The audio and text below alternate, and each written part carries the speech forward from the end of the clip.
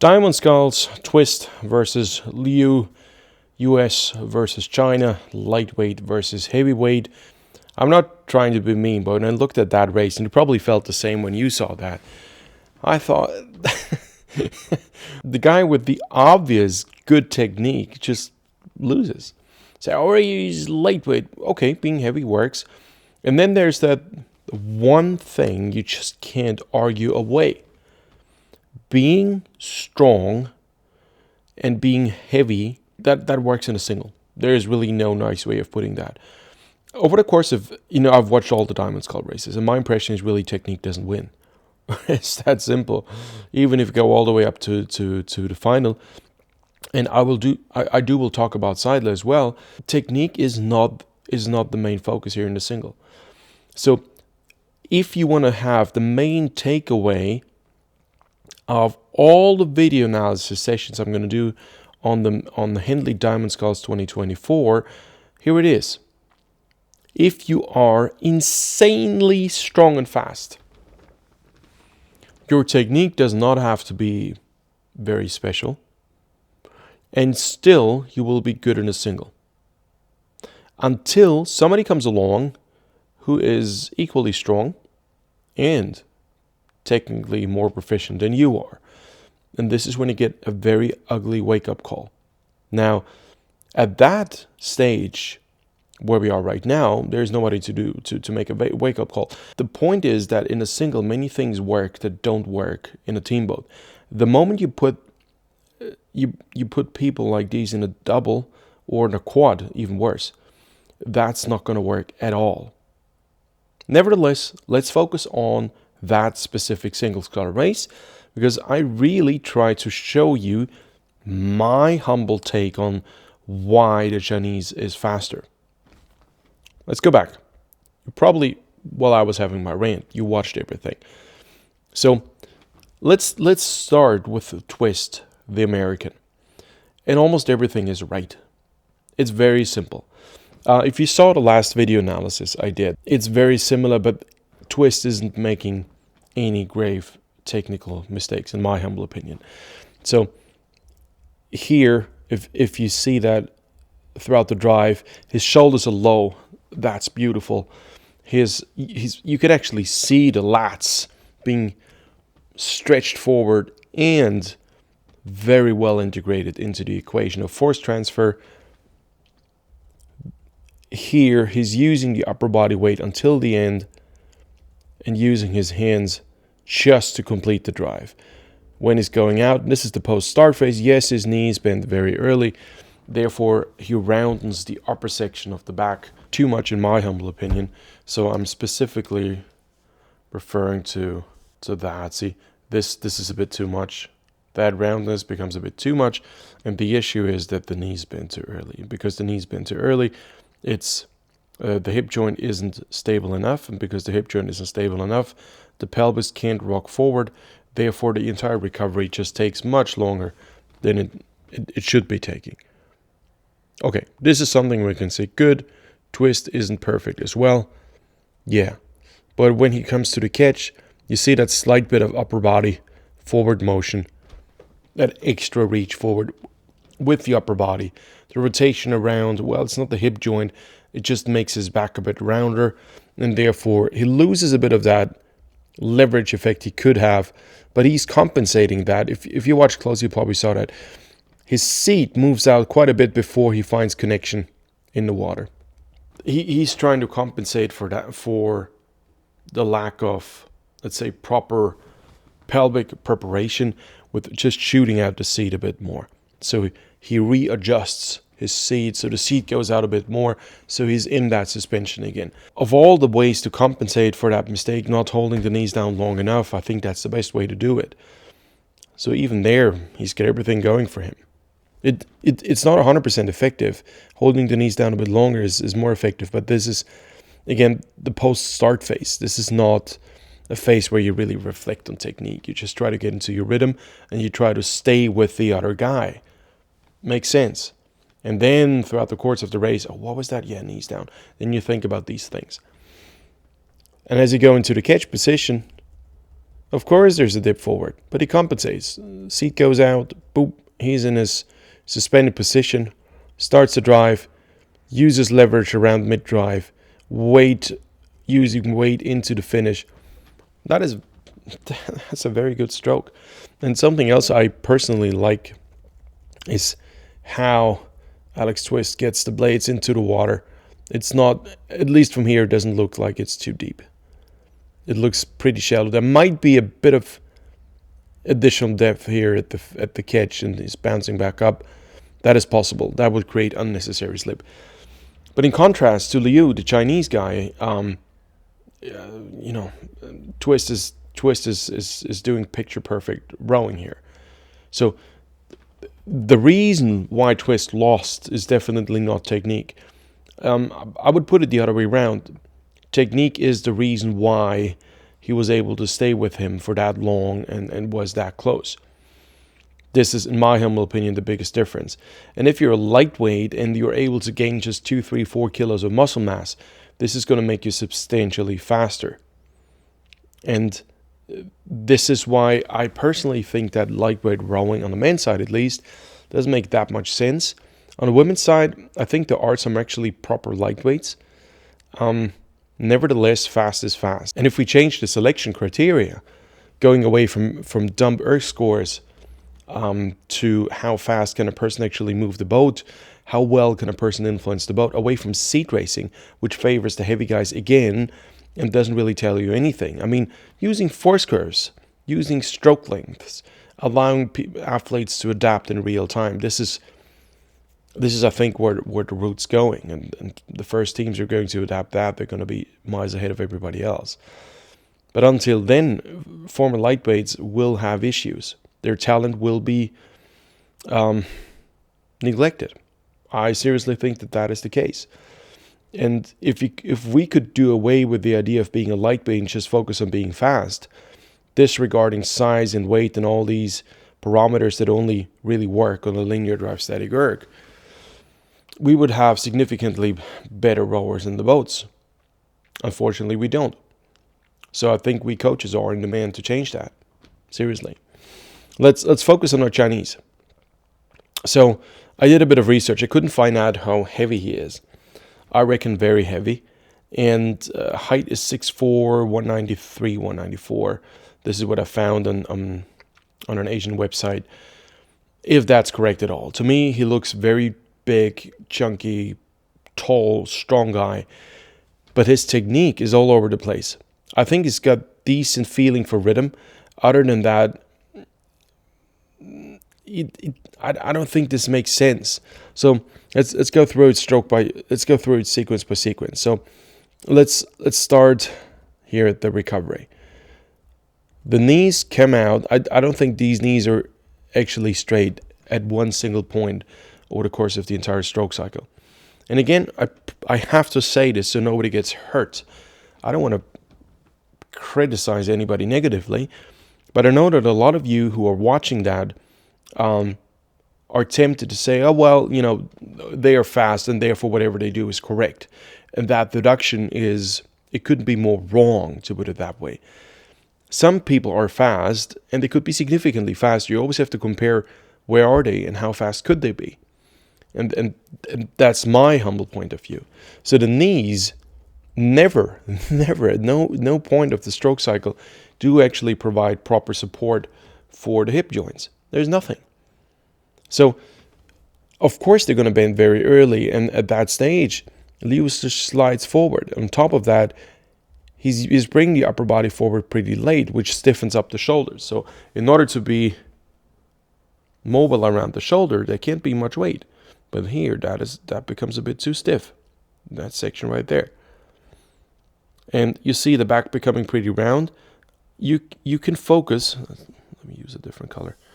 You can focus on stability as much as you want if you can't rock over the hip joint, because at that stage here, it's not about going forward. It's about going up and then forward. And that's not the case. He's not going up at all. It's just trying to go forward. You can't go forward if you can't go up. Up is essentially, my perception is I'm trying to make the low abs tall. that triggers the deep muscles. And if we trigger the deep muscles, these are the primary transfer muscles we use to get energy from the soles of our feet to the palm of our hands. And if we never include them in the equation of force transfer, they just won't do the job. And that's the Chinese biggest problem, I think. So going forward with the knees bent so early, he's putting more and more upper body weight, and I believe there's lots of it here onto that oar handle of his. This here becomes heavier and heavier and heavier at a stage where the blades are very close to the water, very close, uncomfortably close. He couldn't square the blade if he wanted at that stage, just impossible. And that's a race situation. So what's next? Well, the blades would have to come off the water just to be able to square them, which will generate the wrong tension in the body. And it does, see? His arms have to go deep. He solves it by just using the weight of his massive arms. Nevertheless, the tension in his arms, as massive as they are, and as much, he can use almost a solemn weight of these body parts versus using the entire trunk, which would be worse. It's still the wrong kind of tension. What we actually want at the catch is the ability to go up and out, because this will trigger a stretch here. But if you go down, you engage the wrong muscles. If you go down, it's very likely you're going to engage these or these in a different contraction. We need a stretch. But if you go down, they're contracting and not stretching. So either way you put it, this is ineffective. And that is not a problem that is unique to the Chinese. Not at all. Many people have that. I think if you saw the last video analysis, Gutierrez and Elizade, it's the very same issue. It's absolutely similar. So going now into the catch, all he can do, to me it appears he's not even squaring the blades completely, but I might be mistaken. It might just be the angle. He's just letting his upper body weight drop back to get the blades into the water.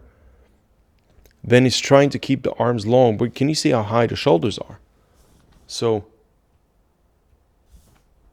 the shoulders are super high. Remember, I did this in a couple of videos ago. Maybe I repeated real quickly. Try to blow up your lats and make them as wide as you can. And now raise your shoulders and probably feel the lats become pretty narrow. And now drop your shoulders again. You will feel the lats become pretty wide.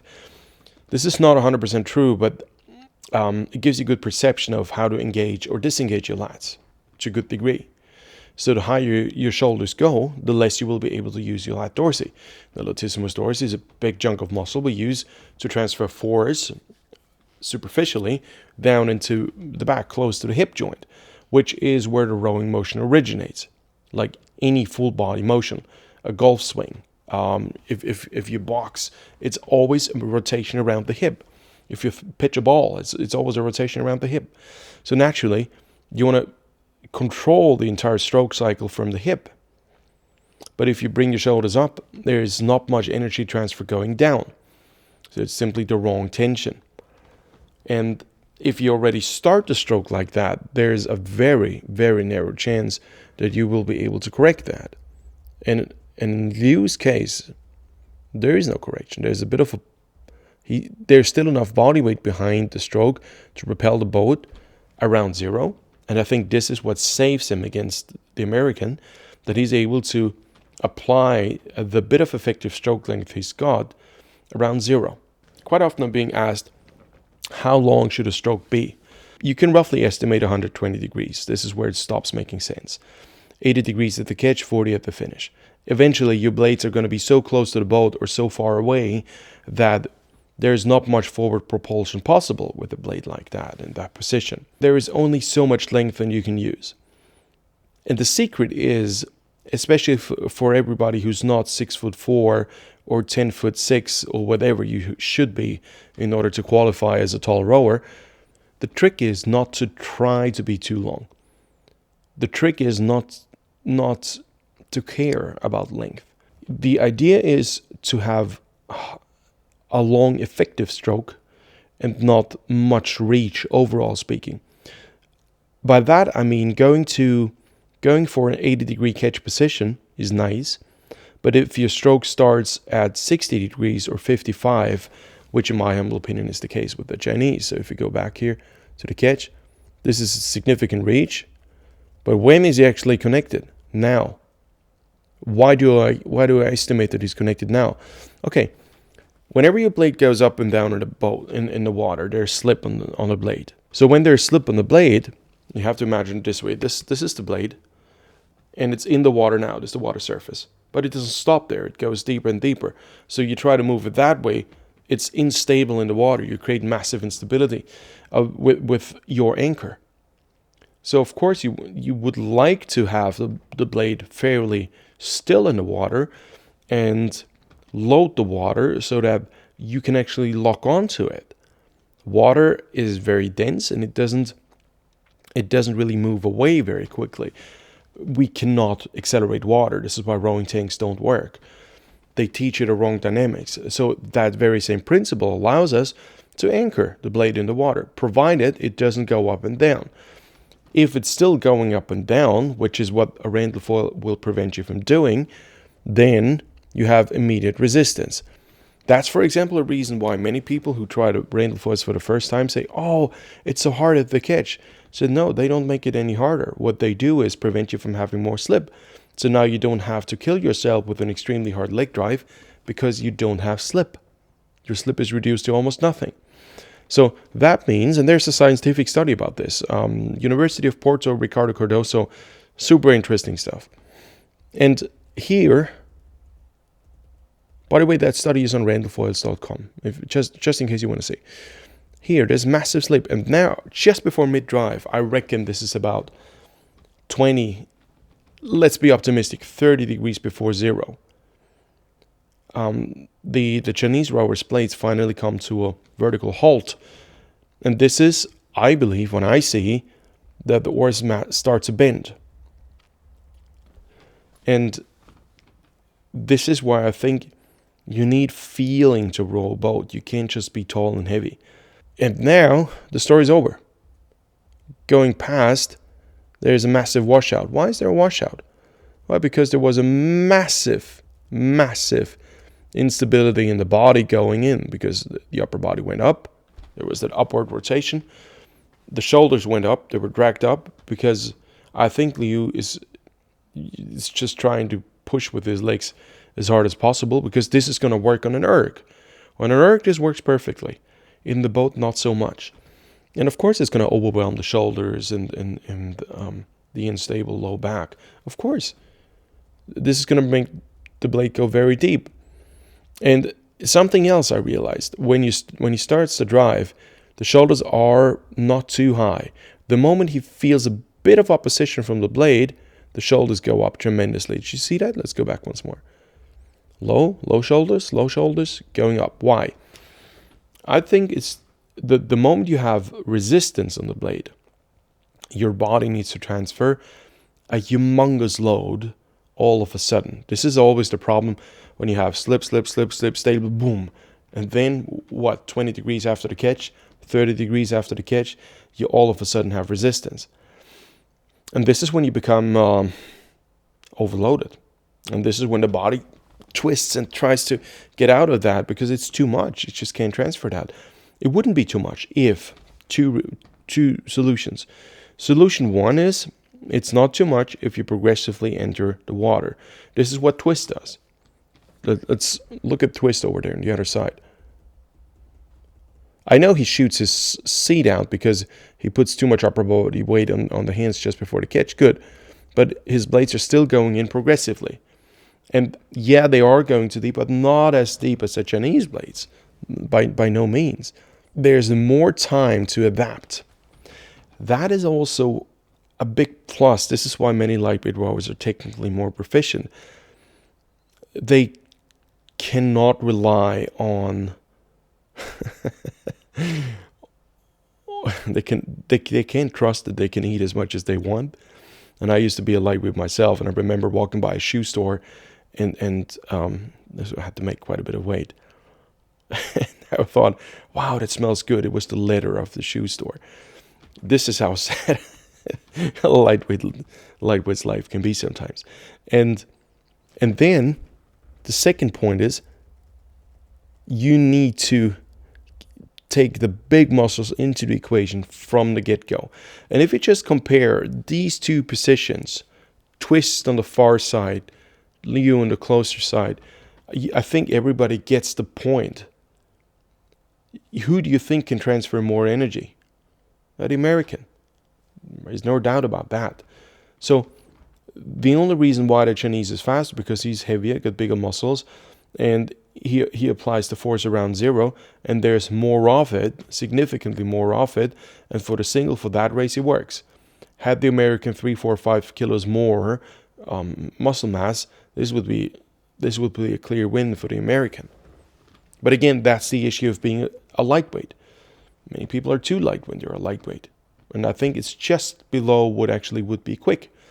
But then, if you know, many teams still select by if you're not extra tall and super heavy, and your ERG scores are good, and all of that favors people like the Chinese folk here. No offense to him, but it favors people like him, and there's no chance.